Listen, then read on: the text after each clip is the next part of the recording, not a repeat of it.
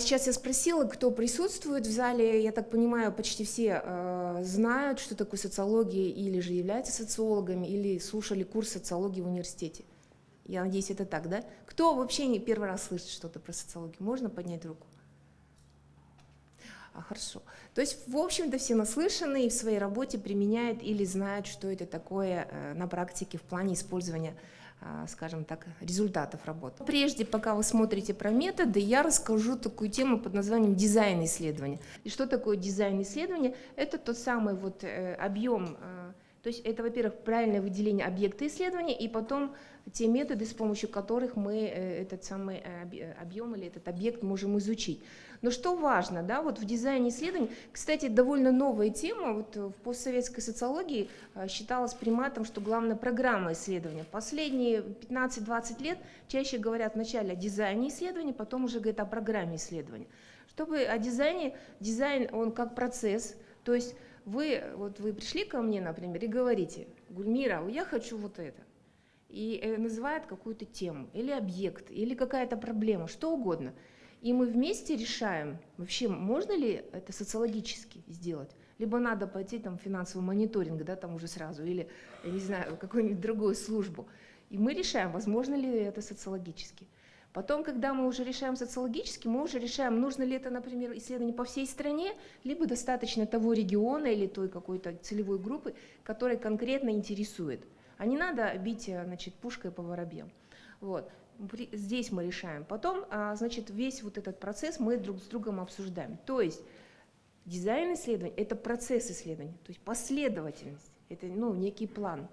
Это во-первых. Но с другой стороны, дизайн исследований – это уже и продукт. Это тот как раз продукт, который должен заказчик получить. То есть, когда мы с ним обсуждаем, я говорю, дизайн исследования будет такой-то. Он получает эту бумагу, любой заказчик, и говорит: да, мне это дизайн исследования нравится. В принципе, я согласен, что нужно не по всему Казахстану, а только в каких-то точках, и нужно условно там всего лишь 3 метода, а не 10, как я хотел. Или наоборот, не 1 метод, как я думал, метод, а, например, 3. То есть вот примерно на таком уровне идет обсуждение. После этого мы переходим уже к следующим этапам.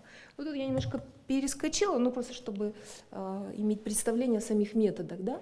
Вот она, программа исследования. Поскольку программа исследования, наверное, тоже вам она читалась, не буду зачитывать прямо этапы, можете посмотреть.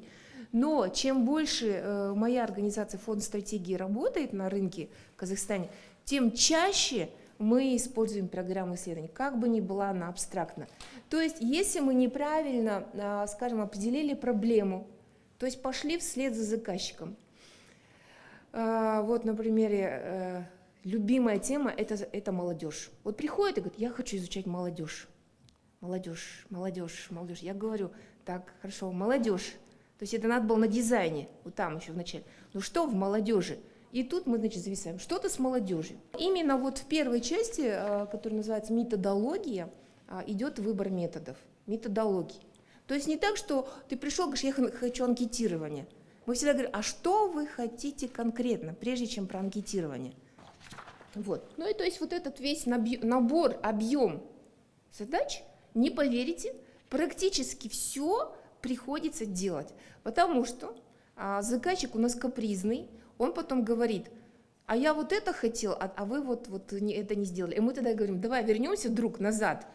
Ты вот что мне говорил вот там в самом начале? Ты вот это говорил?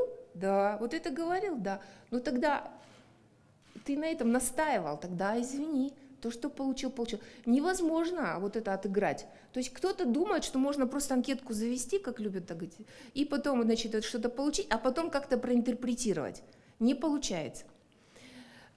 И я сейчас все вот это вот на самом деле делаю, за исключением одной такой темы под названием выработка гипотез.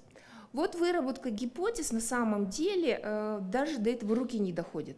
Когда нам говорят: а за сколько вы сделаете? Мы говорим: месяц. Ой, долго. Ну, то есть за месяц там опросить очень много людей и выдержать весь вот этот план сложно. Это не оправдывает нас, но гипотезы не всегда нужны. Мы иногда вырабатываем какие-то исследовательские гипотезы.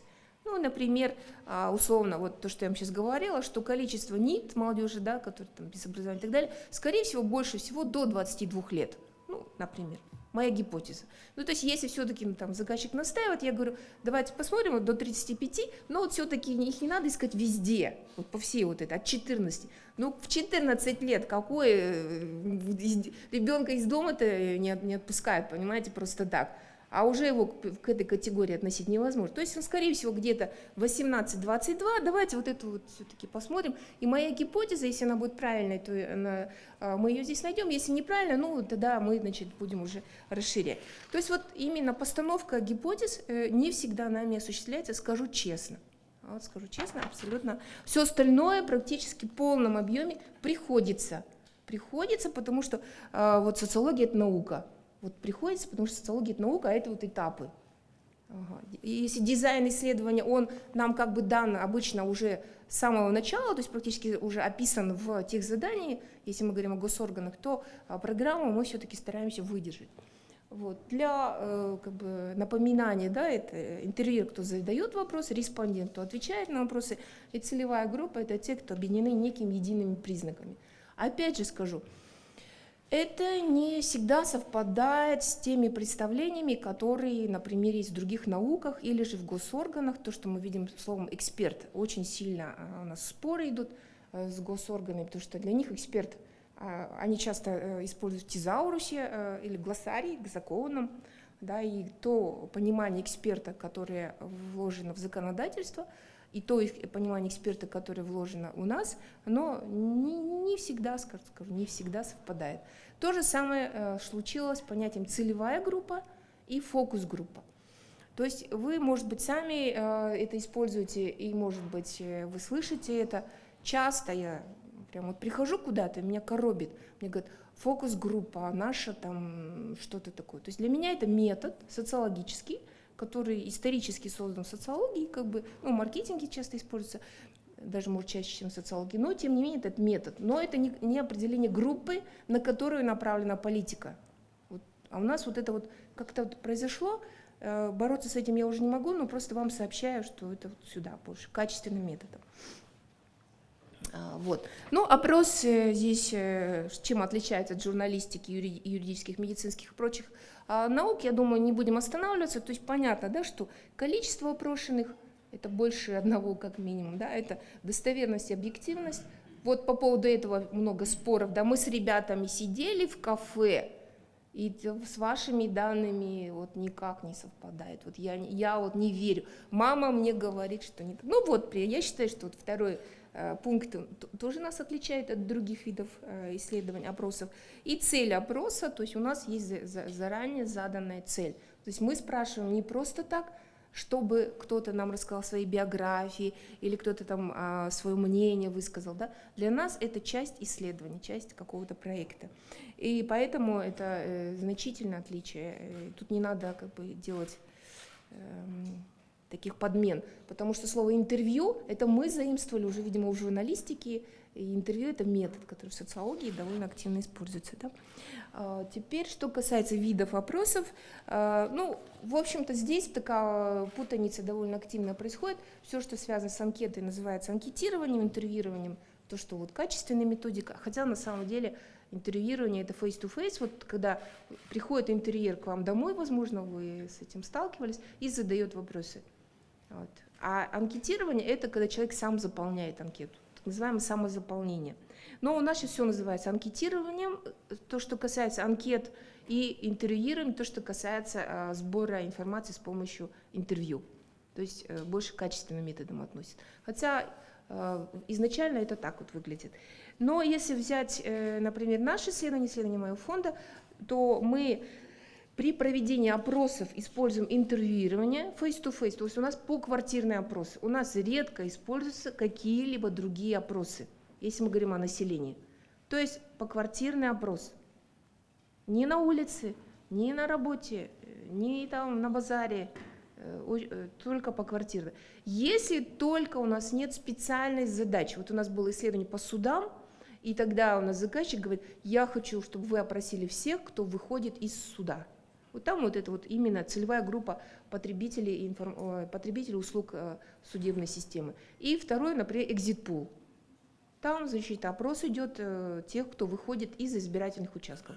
Вот это примерно 2 вот таких случая, когда мы не по квартирам, почти всегда по квартирный опрос.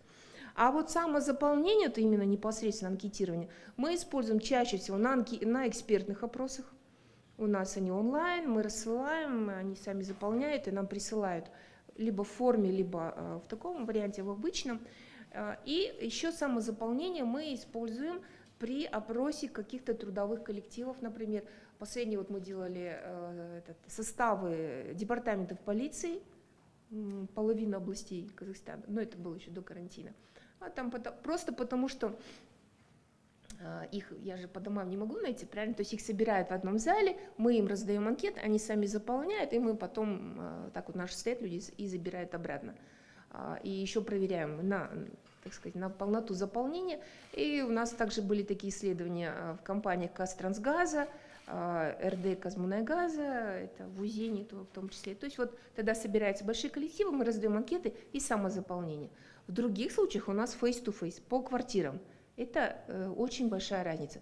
Поэтому, когда вот я слушаю, кто-то говорит, а что там сказали люди, которых поймали на улице и там и опросили, вот могу сказать, что вот это точно не к нам. Мы таким образом не проводим.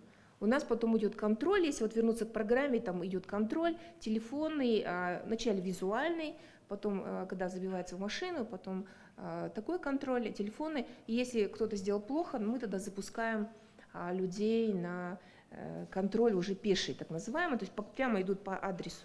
То есть у нас маршрутные листы, все это такая довольно муторная процедура. И, кстати, почему вообще деньги в социологии берутся большие достаточно. Вот. Но, тем не менее, оба вида мы используем. Значит, насчет качественных методов, да, ну тут я вам просто классику привела, глубинные эксперты интервью, фокус-групповые исследования, о которых я постараюсь побольше сказать. Значит, качественные методы позволяют получить более развернутую информацию, позволяют ответить на вопрос «как» и «почему». И особенно хорошо, и мы тоже это используем, не в момент, скажем так, самого исследования, а до него. То есть мы, когда нам тема абсолютно неизвестна, например, связана с медицинскими услугами или там, не знаю, железнодорожными там, какими-то сообщениями. Да. То есть мы заранее проводим фокус-группу, мы спрашиваем людей, что-то про, значит, что они знают, и потом на основе этих интервью мы делаем, значит, опрос, анкету делаем. Или вот у нас был, сейчас я покажу следующий пример, когда мы ввели местное самоуправление. У нас было предварительное экспертное интервью тех, кто знает законодательство новое. Потом мы с ними проговорили по поводу особенностей, потом мы сделали на основе этого анкету, потом мы эту анкету запустили. То есть вот как бы предшествуют качественные методы. Сейчас у нас некоторое есть участие в выборной кампании одномандатников. Кандидат мне говорит, что хочет качественный. Я ему говорю, давай сделаем так, то есть мы разделим на входе, потом для коррекции и в самом конце 1-2 группы, чтобы посмотреть, насколько там сработало все, потому что у нас, если вы знаете или не знаете, но значительное количество людей принимают решение, когда заходят в кабинку. То есть они будут реагировать либо на фамилию, либо на пол, женский, мужской, либо на национальность, ну, короче, на что угодно. И вот все то, что предшествовало его вот этому восприятию, в его селе там, или в городе, на его подсознание, вот оно и сработает. Поэтому все эти вещи надо будет просматривать. Вот, то есть количественные и качественные исследования, то есть использование методов, оно отвечает разным задачам. Это тоже нужно понимать. Я думаю, что вы с этим сталкивались, да? Фокус-группа, вот это все, фокус-группа, фокус-групповая дискуссия, ФГД, ФГДО, все это про одно и то же. Очень активно используются у нас сейчас, вот прям как метод. Раньше это было некоторое такое табуирование, потому что говорили, очень важен модератор, насколько он компетентен, насколько он владеет групповой динамикой, насколько он психологически подкован, там, да, ну, то есть он может это все сдерживать толпу. Сейчас все делают, кто все подряд, скажем так, уже правила нарушены. Я с этим тоже, опять же, бороться не могу. Вот, я просто вам сообщаю, что есть определенные правила, и эти правила желательно соблюдать. Если мы их не соблюдаем, у нас нас определенные издержки будут. Эти издержки отразятся на принятии решений, на отчетах, на принятии решений и так далее. Аудио мы практически никогда не делаем. В Казахстане вообще мало кого вижу, чтобы делали аудио. У нас не любят, скажем так, то есть анонимность мы настаиваем, что обеспечиваем. Но, видео не делаем, аудио делаем всегда. То есть это обязательное условие. Вот. По поводу понятия групповая динамика. Да? Опять же, вот только с опытом это приходит. То есть представьте себе, что вот у меня были фокус-группы, да? В Туркестане у нас был проект по насилию в семье, гендерному насилию. И целевая группа, которую по итогам с заказчиком мы выделили, это женщины, которых избивают мужья, которые испытывают такое насилие. И с этими женщинами, то есть у нас 800 женщин в нескольких районах, просто женщин, и фокус-группы только с теми, с которыми насилие в семье. Да? Где их собрать? То есть, например, в сельской местности нет кафе, нет условий. И обычно это кто-то предлагает свою квартиру, дом. То есть мы заранее звоним, у нас хорошо, если есть супервайзер, если интерьер, а если никого нет, это вообще большая проблема. Вот приехать, собрать и где-то сесть. Последний раз у меня вообще было очень сложное условие, это на полу мы сидели, ели, не бешбармак, но что-то ели. И коленки, так сказать, были неожиданно уставшими, и я поняла, насколько демократичная форма сидеть на полу. Потому что вот для фокус-группы даже сейчас мне мешает то, что я сижу. Все равно я отдалена от вас, напротив, я могу так. А что такое сидите на полу с 12 женщинами? То есть это в круг, я одна из них. И мне надо как-то каким-то образом делать стимуляцию, разговора. А это очень сложно, на колени, тоже неловко тогда вставать. Вы сами представьте все это, какие сложности. Но я поняла насчет демократичности этого способа потребления еды очень хорошо. И вот рядом со мной сидела женщина, оказалась на 9-м месяце беременности. Она уже шла на 7-го ребенка, ее избивает муж. И я ей потом говорю, я просто думала, что она полноватая, так сидит спокойно, а я уже, вся искривленная, все, уже не могу. И потом я ей говорю, зачем ты вот это делала? Тебе же тяжело, сядь, там диван есть, это же не... она уважение какое-то оказывала. И получается, она, оказывается, очень такой в этом селе, несмотря на то, что у нее судьба немножко тоже ее бьет в лице ее агрессора мужа, да, она довольно значимый человек, и то, что она сидела вместе с нами, было хорошо, оказывается, для всех. Я этого не знала, но потом мне объяснили. У них самый лучший дом, она какую-то даже позицию занимала. Я была поражена, за что он с ней так обращается. Но это уже другой разговор. Так вот, что такое групповая динамика? То есть ты приходишь, это люди, которых ты видишь первый раз. Как сейчас проще, но мне нужно, чтобы они все сказали. Потому что, мало того, они, во-первых, за это деньги получают, да, то есть мне нужно, чтобы, когда я буду отчитываться перед заказчиком, мне нужно, чтобы все люди высказались. Это таково условие. То есть, потому что мы собираем в группы людей с специальными характеристиками, такого-то возраста, например, да, с таким-то количеством детей. В том случае. Если мы были в сложных этнических коллективах, нам нужно было, чтобы были не только казашки, условно, а представительницы из других этнических групп. То есть это условие сбора участниц. То есть представьте, какое сложное это комбинирование. Так, теперь гайд, да, что-то у меня так получилось, это то, с помощью чего ведется фокус-групповое обсуждение, да. То есть это по существу последовательное изложение вопросов. Если у вас есть анкетный опрос, сопровождающий, то есть в проект включен, желательно, чтобы вопросы гайдов, если они идут вместе, соответствовали где-то блокам вопросов анкеты, чтобы вы могли потом сопоставить. А то у нас часто бывает, анкеты задавали про одно, фокус-группы про другое, и потом не могут обобщить, и возникает вопрос, а вообще смысл был это все дело вместе проводить. То есть это неправильно. Да? Гайд очень важная вещь, потому что он структурирует разговор. И это нас сильно отличает от тех же журналистов, которые могут написать там 3-4 вопроса, и потом вокруг этих вопросов крутится. У нас гайды бывают 5 страниц, 6 страниц. То есть вот представьте, такие плотное описание разговора. И еще плюс у нас есть основные вопросы и дополнительные вопросы. То есть у нас вот такая система отработана уже. Потому что если мы позволим разговору уйти в другую сторону, мы не получим нужной нам информации, и, соответственно, у нас будут потрачены зря деньги, это понятно.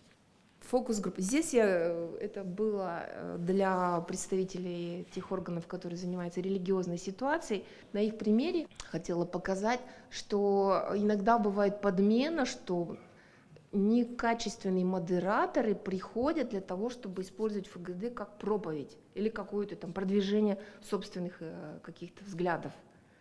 А если вот тогда у них была задача, например, посмотреть аудиторию с 14 лет, я вам просто себе представила, какой ужас, или вообще какую сумятицу они могли внести в головы, так сказать, своих респондентов. Поэтому вообще нужно всегда смотреть за аудиторией, и я всегда это говорю: ваше мнение никого не интересует, имею в виду социолога. Затолкайте его в одно место. То есть молча все слушаем, молча все терпим, несмотря на то, что это может не понравиться. Это бывает очень часто.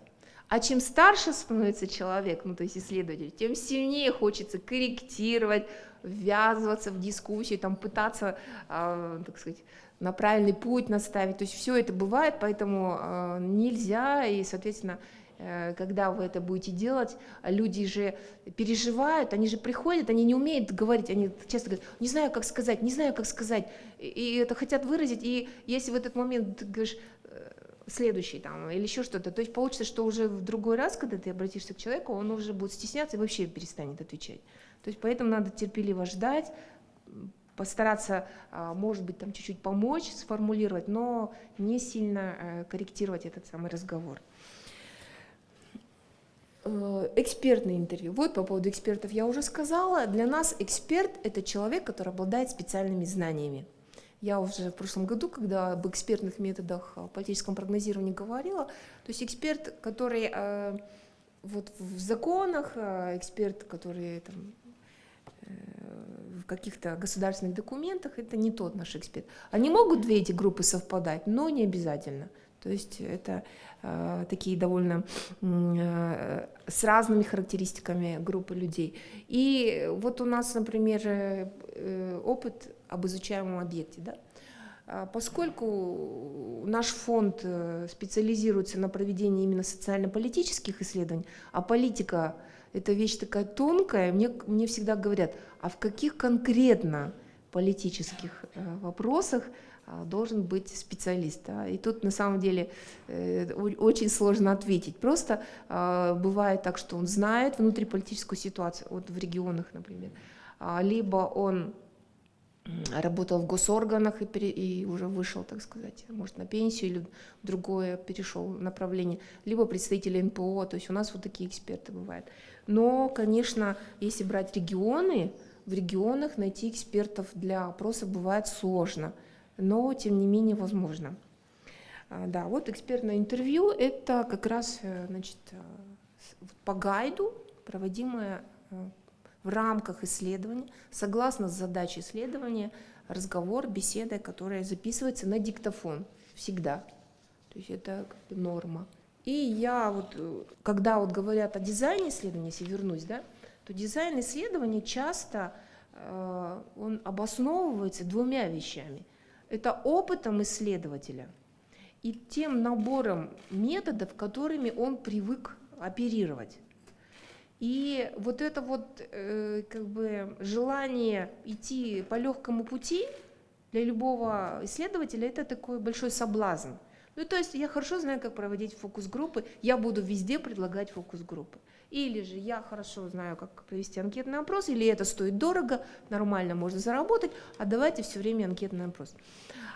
И вот этот такой соблазн есть, и он может, скажем так, якорить, да, так сказать, привязывать программу к вот этому самому опыту исследователей.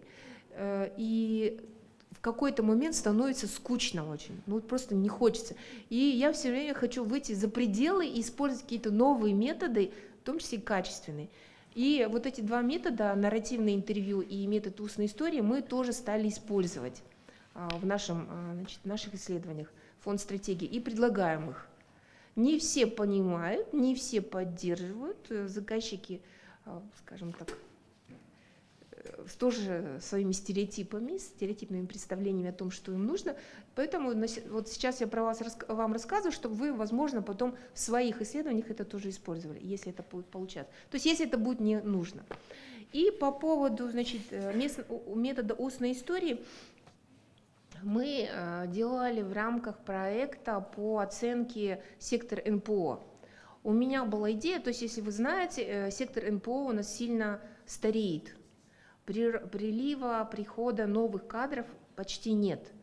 Молодые НПО в разных сферах создаются, но не выдерживают вот этих 3 лет жизни, и они закрываются, потому что многим кажется, что мы быстро откроем НПО, быстро что-то там поднимем тему, нас заметят, деньги польются рукой там, или заказы рекой, и все будет хорошо. Но когда начинается, значит, сама рутина, то выясняется, что денег нет на аренду помещений, нет офисной техники, нет заказов, нет людей, которые бы тебя услышали, нет самой целевой группы, на которую ты направлен.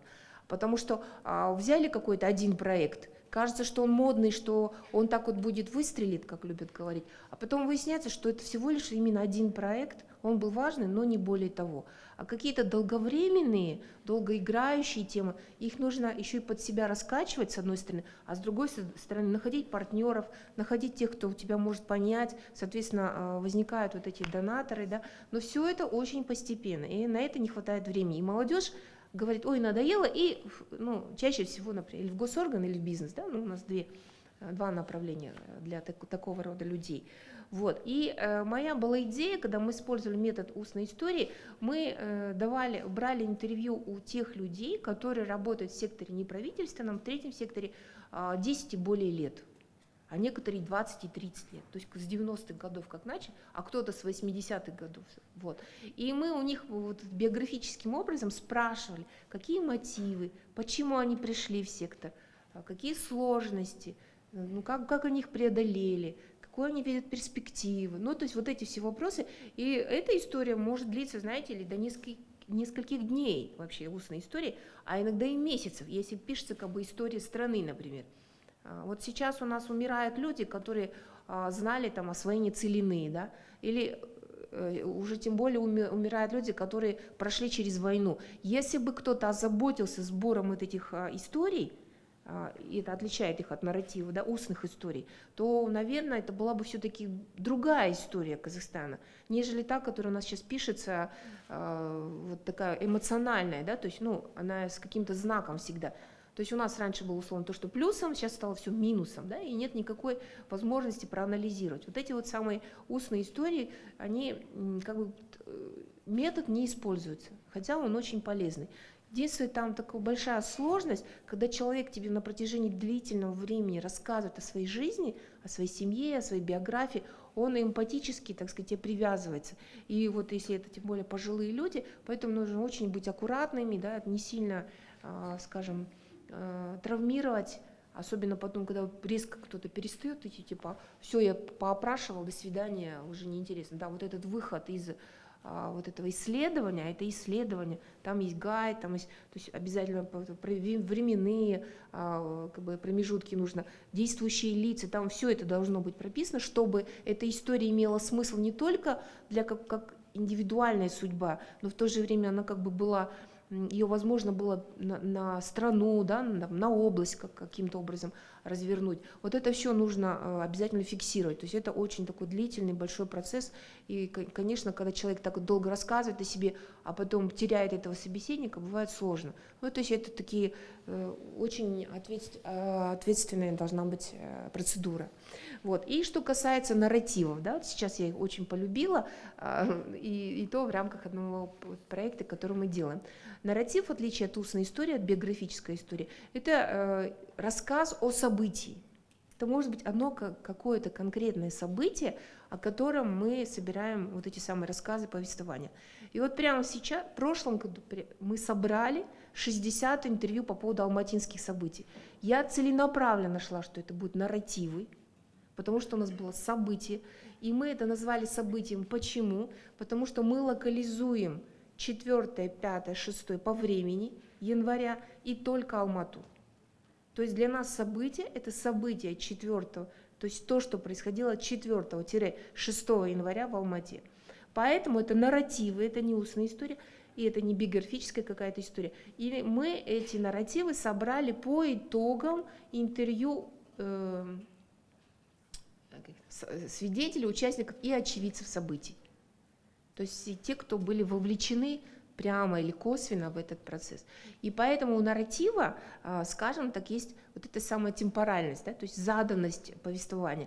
В нашем гайде, который мы использовали, прям когда это было, где это было, во сколько часов, хотя бы утро, вечер, потому что вот сколько я читаю интервью, у людей было потеряно время, потому что был страшный туман.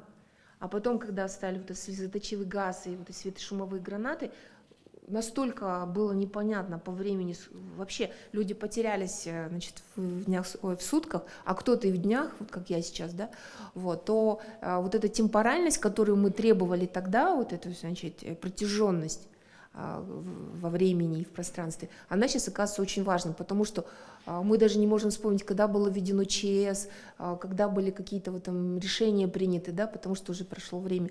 А на тот момент, это был конец января и начало марта, то есть примерно около 2 месяцев мы собирали эти интервью по горизонтали.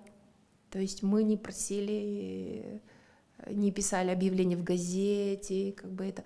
Мы находили людей, вот так вот, например, в разговоре кто-то мне сказал, а вот я сразу этого человека цепляю, там многие, конечно, как говорится, с криком от меня отбегали, потому что они не собирались как бы делиться своими впечатлениями, а некоторые соглашались, и очень тяжело было, когда этот рассказ был в первый раз. И вот у нас 15 декабря было большое мероприятие социологов в Ташкенте, и я рассказывала об этом проекте, и одна из очень таких методологов социологических, она меня спросила, а когда заканчивался социолог Гульмира и начиналась там тетенька Гульмира, да, там плачущая Гульмира или еще какая-то эмоционально, так сказать, подвешенная Гульмира. Вот это вот на некоторых интервью было так. Просто вот я вам говорила о гайде, у меня был гайд, но я из-за того, что рассказ был эмоционально настолько сложен, что я просто сидела, потому что я думала, если я сейчас что-нибудь спрошу, у меня начнется какой-нибудь эмоциональный выплеск, и это потом отразится на ней, на нем, на этих итогах. То есть вот это вот, конечно, нарративы собирать трудно, особенно если само событие травмирующее, как у нас в Алмате, да, то есть это... У нас наконец-то дошли руки, и мне стыдно перед теми людьми, которые нам вот рассказали, что весь год мы не могли, потому что у нас было столько заказов, это очень много времени, потому что транскрипты, вот эти интервью, они огромные бывают. Один транскрипт 34 страницы, представьте, вот его человек просто каждый день чего-то делал, вот я удивляюсь таким, зачем, но они ходили, вот что-то видели, вот, и вот они нам рассказывали, и некоторые прям очень тяжелые интервью. И вот сейчас мы перечитываем, прямо сейчас мы заняты этой книжкой со всей 8 человек, у меня 4 докторанта пишут, и сотрудники моей организации, и мы вот обмениваемся, мы пришли к одному формату, потом к другому формату, и в общем в итоге, не знаю, вот все двигается уже с ноября. Обработка в той или иной мере. Нарративы оказались непростыми. Но вот сам нарративный анализ, он все-таки относит нас именно к качественным методам, потому что мы имеем дело с текстами, и вот эти тексты как-то поместить, как-то разместить и каким-то образом проанализировать в нарративном анализе довольно сложно. То есть, вот смотрите, фокус-группы, да, вот я вам говорила, вот у вас есть ТЗ, цели, задачи. На основе этого мы делаем, вот я отправила книгу, да, на основе этого мы делаем структуру отчета. Потом по этой структуре мы делаем вот эту первичную аналитическую индукцию, то есть обработку транскриптов. интервью или же фокус-групп. Потом мы видим наши цифры по количественному опросу и потом как бы соотносим. Это аналитическая обработка. А сейчас, когда мы берем нарративы или же устные истории, это тексты людей, которые править все-таки не стоит. То есть как они выражаются, как они ошибаются, как они это чувствуют, вот это надо оставить. А мы это не умеем, потому что мы не антропологи, не журналисты, не политологи даже, да, мы социологи. Для нас вот это вот как бы социологический материал. И желание обработать социологически, так грубо социологически, оно прям не отпускает. Это на самом деле проблема. И поэтому вот мы так и долго тянемся. И вот сейчас, например, у нас половина интервью была взята на казахском, половина на русском. Обычно, вот сейчас вот эти книги, которые я отправила, у нас отчеты идут на казахском, на русском. Через какое-то время мы приняли решение, что у нас будет казахско-русский текст. И, потому что смысл переводить с одного языка на другой я теперь не вижу. Но вот в заключении по поводу нарративов скажу. Сейчас, вот конкретно вчера, позавчера у нас мы сидим и обсуждаем название книги уже. «Кровавые Алматы», «Туманные Алматы», все это уже было в других изданиях, но это слишком прямолинейная ассоциация. И вот мы сейчас пытаемся найти некие образы, и некое содержательное, да, но не впрямую, не в лобовую название, которое бы отразит то, что мы пишем. И я обнаруживаю, что несмотря на то, что интервью было взято или на русском, то есть на русском или на казахском, без разницы, люди в интервью, которые были участниками событий, говорили одну и ту же фразу. Мы идем, по-русски или по-казахски, на площадь Хапарамс.